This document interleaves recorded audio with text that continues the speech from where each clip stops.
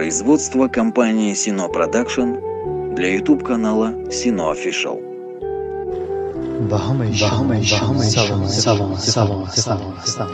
زمان میرسد برای 1 ساعت زار میشویم، برای 1 دقیقه زار میشویم و حتی 1 ثانیه در زندگی نقش می‌بازد.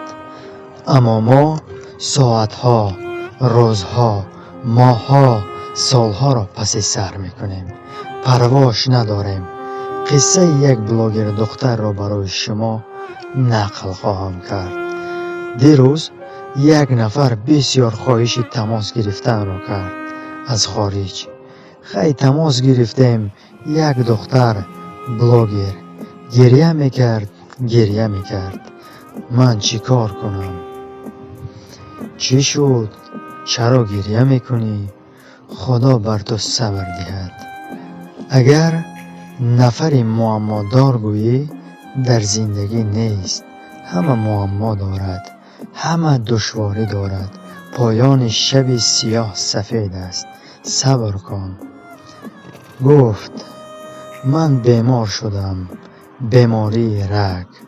همه میدونیم که این بیماری ها عمر طولانی انقدر نمیبینند. از این سبب چی کار کنم؟ هر انسان سالم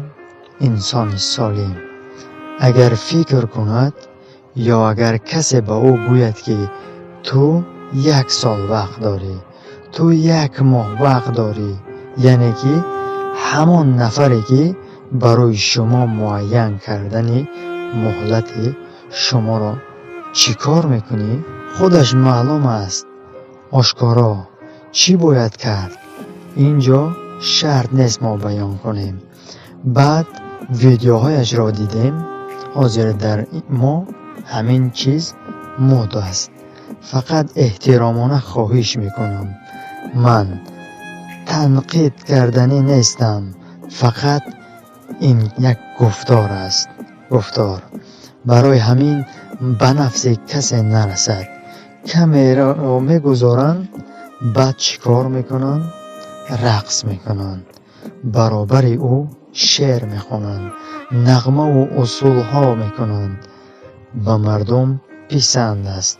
در حقیقت پسند است.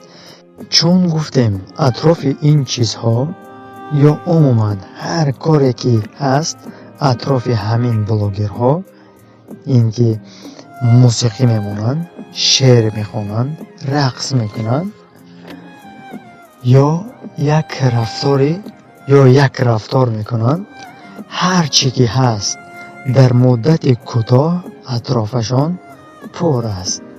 پر. اما وقتی که نوارهایش را میدیدم خرسند بود. هر گونه لباس ها پوشیده، هر نغمه و اصول به نهایت خوشحال بود. اطرافش اعضایانش یعنی پدپسچگانش خیلی زیاد بود. کجا هستند؟ چرا کسی پهلوش نیست؟ چرا؟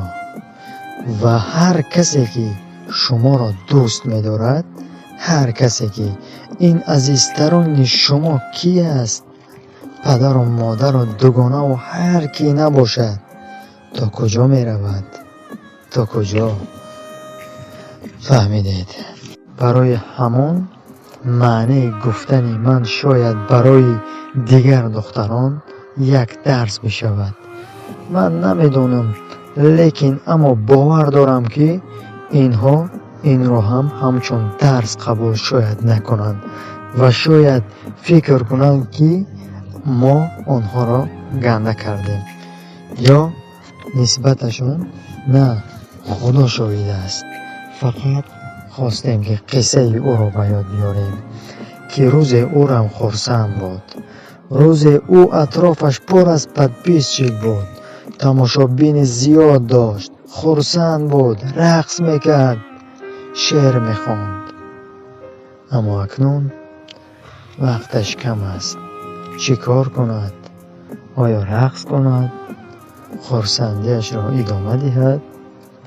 برای هم احتیاط